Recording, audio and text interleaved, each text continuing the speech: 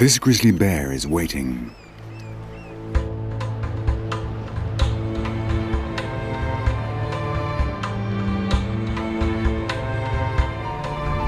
Waiting for the treasure the incoming tide will bring.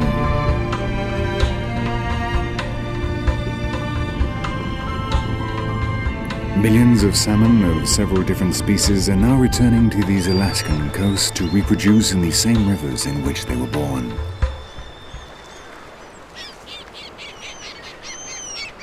If they get there.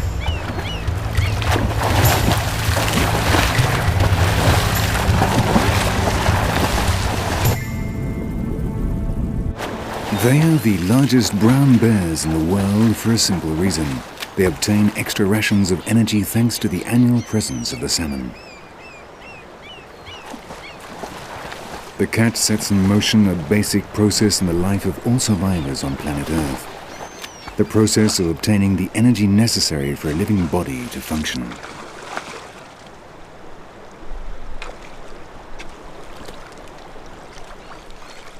The energy brought by the salmon from the sea will not be used for the purpose it had intended. The meat no longer belongs to the fish. It has become part of the bear.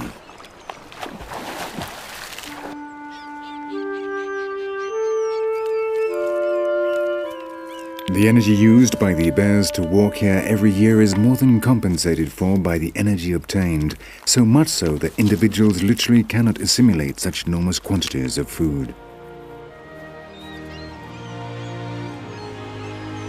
But killing does not always bring such rich rewards.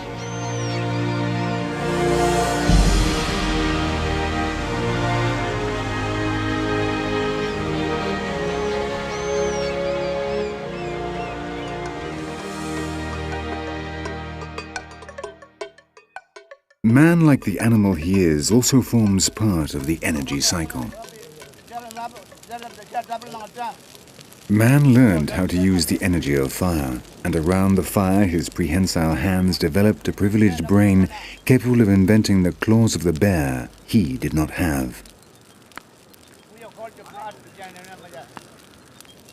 But speech was the real motor of change.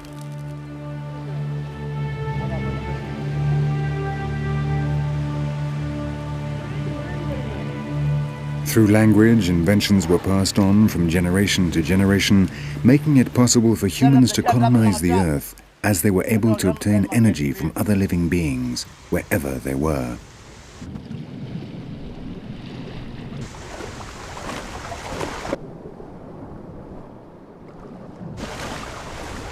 Just as these Australian Aborigines still do in the 21st century, human beings replaced biological evolution with cultural evolution, transforming the accumulation of traditions into the most successful of all adaptive mechanisms.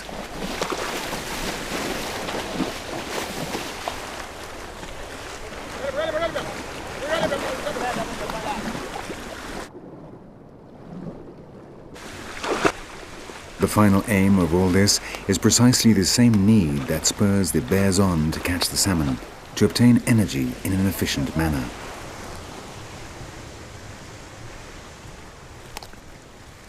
The hunter, having first removed the poisonous sting, proceeds to kill the prey. And killing is inevitable in the transfer of energy from one being to another. But the success of mankind as a thinking predator began in relatively recent times. Long before us, other animals honed their hunting techniques, aided by natural selection, a slow but surprisingly efficient process.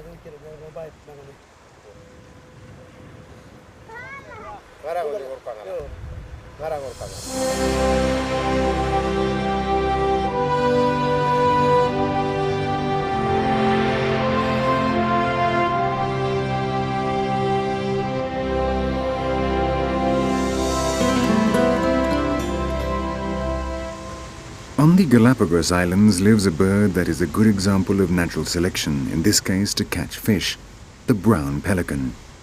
Here, the Pacific Ocean brings fish to this young volcanic coast over 600 miles from the American continent.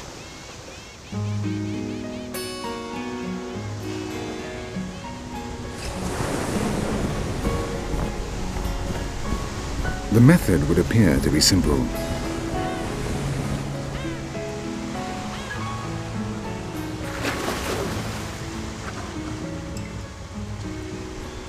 But it's a method not all predators can use. First, you have to know how to fly. A bird like this, also equipped with its very own fishing net, can permit itself the luxury of choosing a particular fish.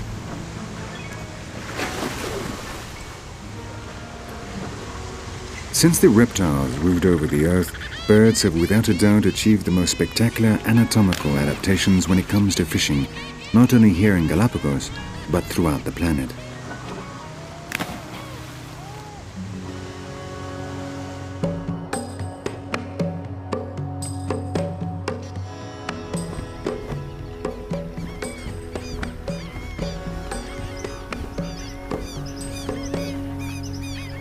Here on the plains of Venezuela, for example, over 20 species of birds fish in the same place, and they are all visibly different. It would seem impossible for any fish to survive such a constant onslaught, but they do, and there is food enough for everyone.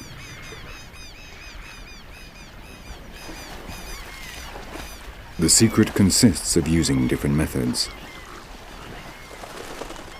Some gather together and beat the water with their open beaks, using their sense of touch. Others work alone. They remain very still, waiting for a fish to move, and then harpoon it, if they're lucky. The final result is always the same, though there are some that use surprising techniques.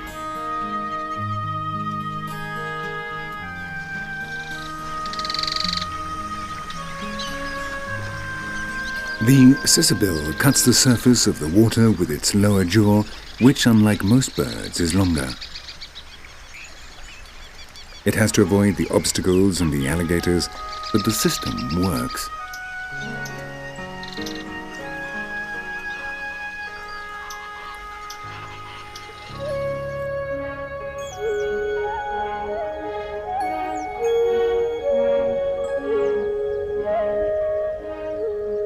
On the other side of the world, in the Celebes Islands, we find a good example of the inventiveness of man in compensating for his lack of wings and a beak.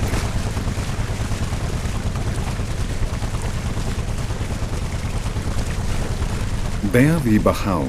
They are fishing with kites, an ancient method to which recently has been added the advantage of outboard motorboats, but essentially has remained unchanged for hundreds of years.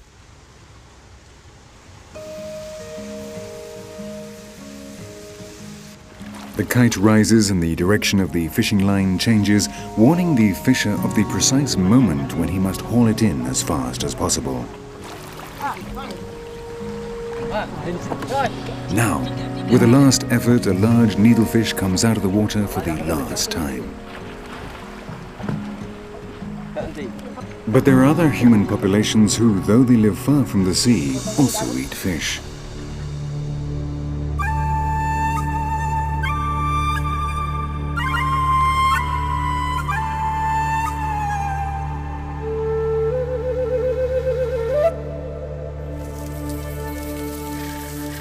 Here on the Guiana Massif in the south of Venezuela live ancient ethnic groups who have inhabited the Amazon forest for over 3,000 years.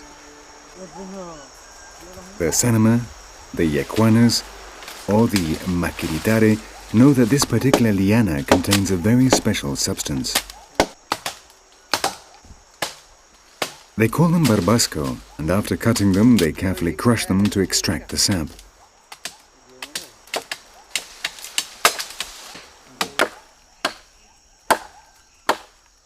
The curious thing about this technique is that over 1,000 kilometers away, the Guaranis in Ecuador use it in exactly the same way. They are two completely different ethnic groups, but they have in common a profound knowledge of the jungle in which they live. Here, their diet lacks mineral salts, and so these two people, essentially hunters, are very glad of the occasional chance to eat fish.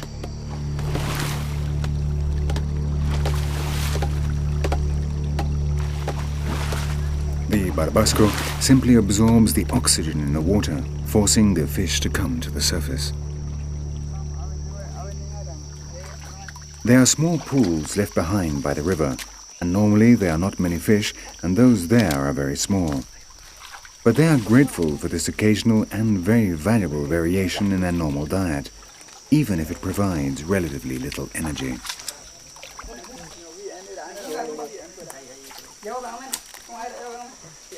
When it comes to quantity, however, it would be difficult to beat another very distant culture.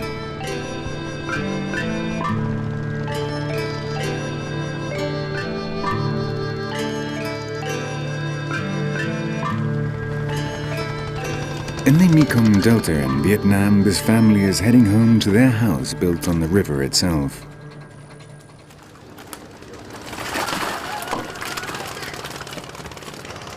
They do not have to go fishing. They literally live with the fish.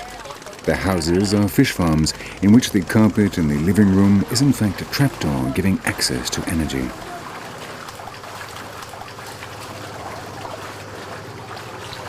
The entire family participates in looking after and feeding the fish imprisoned beneath their home. Human beings have become so efficient that they have managed to move, whether wisely or not, from subsistence ecology to the market economy. The excess energy can then be exchanged for other goods or for money. In any case, the ultimate aim of all processes has not changed in the slightest. It is a question of eating the body of another animal in such a way that the effort is worth it, that the final energy balance is positive.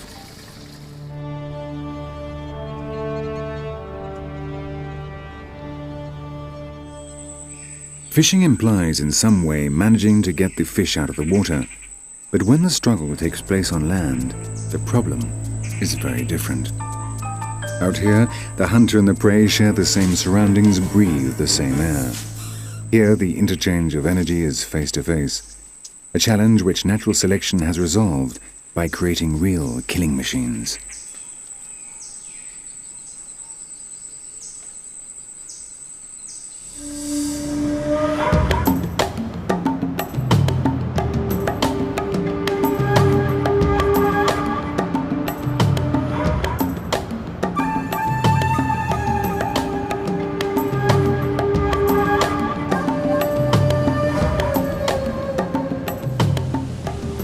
In the Amazon forest live some of the most famous assassins of all.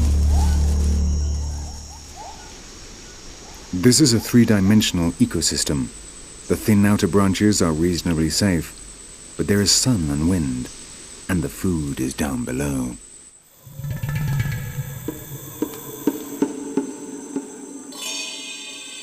Down there where the shadows have eyes, where sight is unimportant and everyone is in fact listening.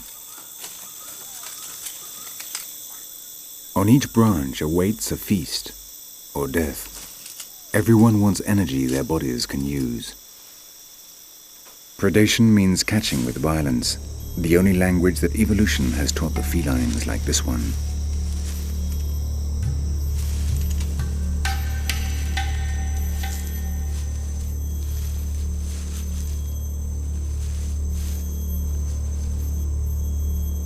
Of all the eyes on its body, only two can see. Remaining absolutely silent, it waits for something to make a mistake, a slight, subtle rustle which will betray the presence of potential prey. This iguana chose the wrong moment to wake from its sleep. The eyes of fear have found him, but he still hopes to remain unnoticed, camouflaged against the ground.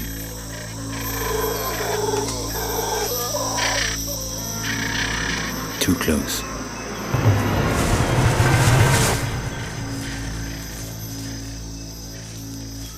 This hunter is an ocelot, but it could be any of the dozens of species of highly specialized predators that live on Earth.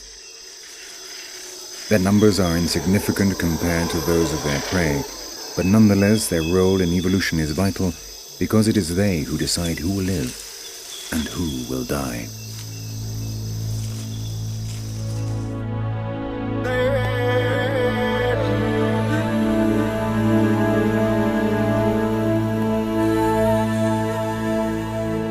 We humans still have one foot in our biological past and the other in our cultural present. As man evolved as a hunter, he gained free hands to create tools. This led to an increasingly large brain, finally making possible the appearance of language. Then, like these Huranis in the jungles of Ecuador, we were capable not only of inventing darts and blowpipes, but also of coating them with poisons obtained from nature. Thanks to speech, hunters could tell each other where the prey was, could describe the landscapes, and what is more important, they could discuss the many different hunting possibilities.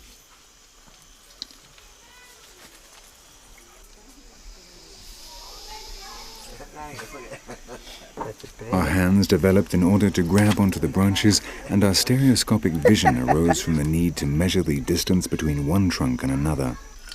But for some reason we decided to come down to the ground, and when we adopted an erect stance, our hands could be used to manipulate objects.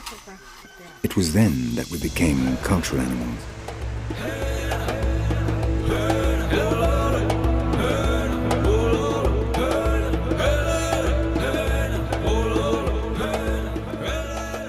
And that happened here, in Africa. These are Bushmen. They have been here in the Kalahari Desert for at least 6,000 years. In the same way as the Hurani Indians, they are preparing the poison with which they will smear their arrows.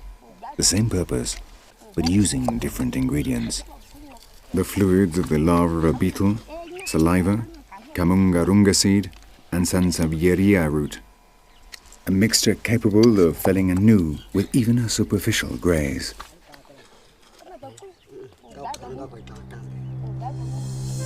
Throughout the world, Homo sapiens found a way to kill more and better, which made him the perfect predator.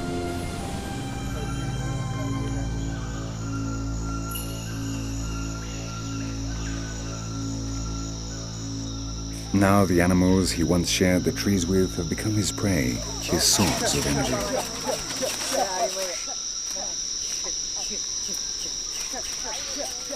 Man hunts in large groups in a coordinated manner with a vast knowledge of the behavior of other animals.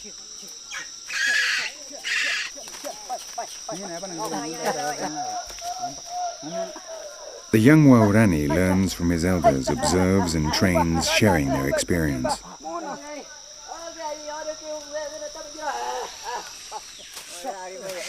Not even the ocelot could catch a monkey high up in the trees, but the Huarani's blowpipes can launch the poison up into the very highest branches.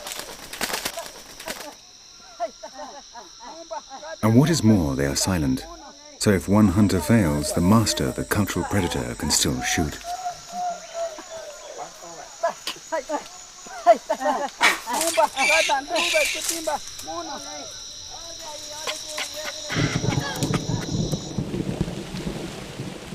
In just a few minutes, the poison takes effect in the monkey's body, and man once more climbs up into the branches, but this time to claim their reward for so many thousands of years of evolution. Cooperative hunting brought with it other consequences.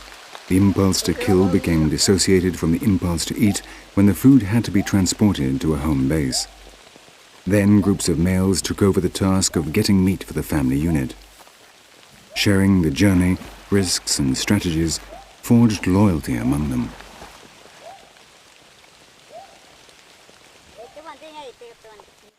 The Huauranes still believe that when they return home, the prey belonged to their wives.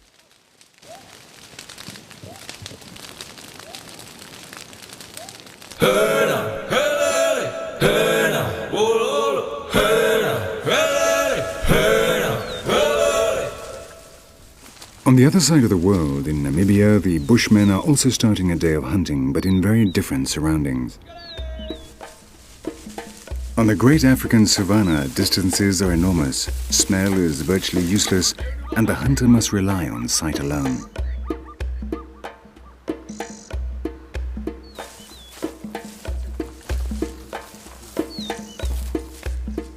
Sight, and of course experience and knowledge of the terrain. The signs left behind by the passing herds speak to the Bushmen. Every blade of grass provides information. Every stone conveys a message.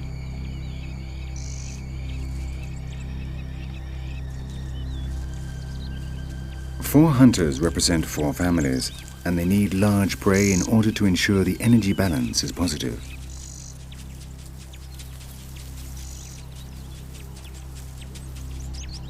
There they are, but getting close to a herd of oryx is not easy.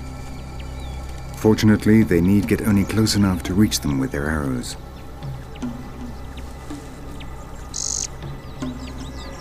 Again, the silence of the arrows is a major advantage. Though the first bowmen miss, the animals do not flee. There is merely a slight commotion. It's simply a matter of waiting until they calm down, then trying again. Now the herd is too nervous. It is time to release the last round of arrows and hope one of them will bring down an oryx. A wounded animal leaves unmistakable tracks while the powerful poison goes to work, killing it.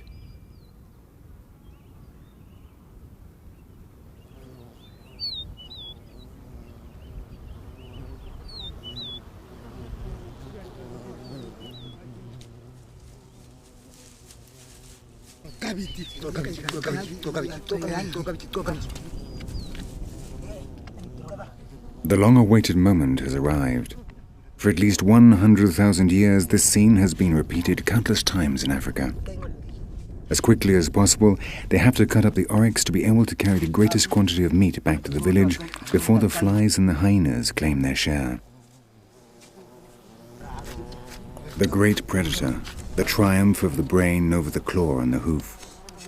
Fresh meat, energy to enable the body to function.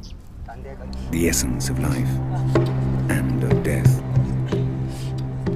But man the hunter went further still. He needed to find meaning beyond his stomach and advanced further than any other animal had ever gone. With the blood of his prey, the ancient human clans began to think of the possible existence of superior forces, and the religious predator was born, the quintessence of human curiosity.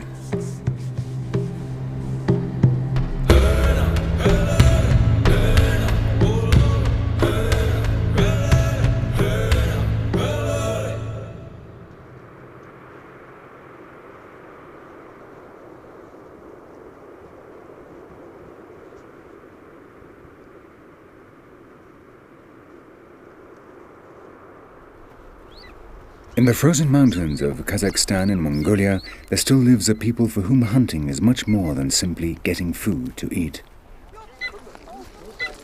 According to ancient legend, it was Genghis Khan himself who first held out his left fist to a bird of prey, thus beginning this people's tradition of training eagles. The fact is, the Kazakhs have achieved perfect symbiosis with both the horse and the golden eagle. These enormous golden eagles are all females, which are larger. They were caught in the mountain called Kan Tengri by young men using nets and trained with dedication to hunt wolves and foxes. For 10 years, the two hunters will live together.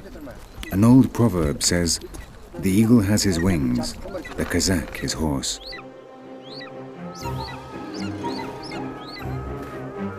A fox, immediately what for man is merely a dot on the horizon, alerts the visual brain of the eagles when their hoods are removed.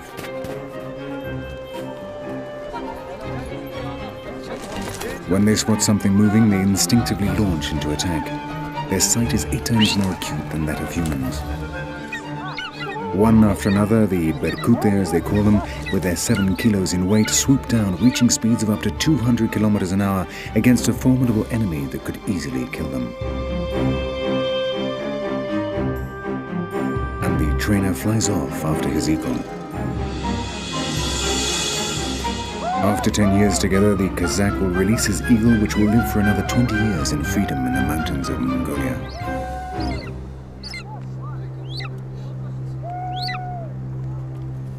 Until then, the two predators will kill together with no reward other than the greatest of all energies, friendship.